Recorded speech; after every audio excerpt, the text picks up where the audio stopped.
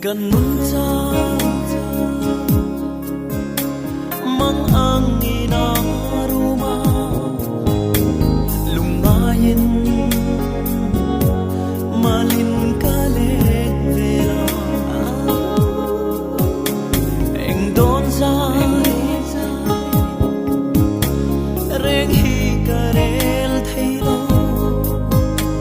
sualin ho min liam ka tam zova ma ni in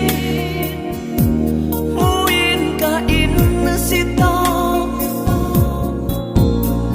eng tin nghe ngày đam cần ni am le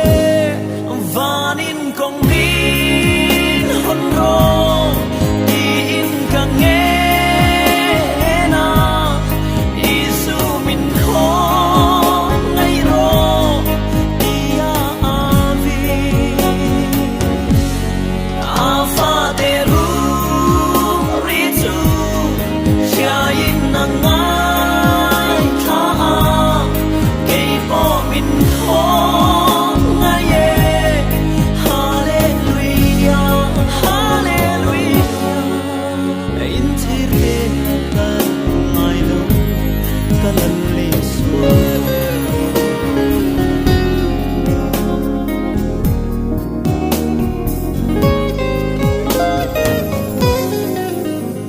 nun khonong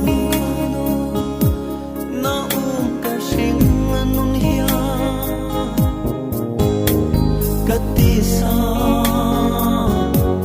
du than ka zui le thia lungai le cha na ka ton changin malin o min kal san le sia ka tharu mang ang auri tua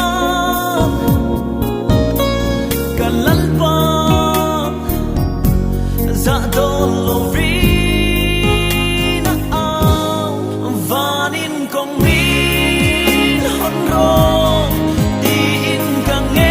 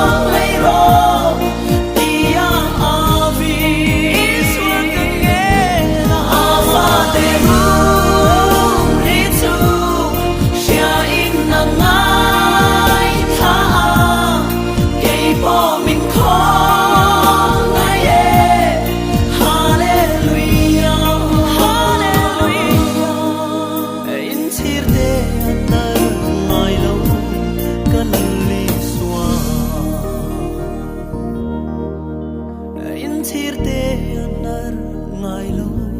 kalal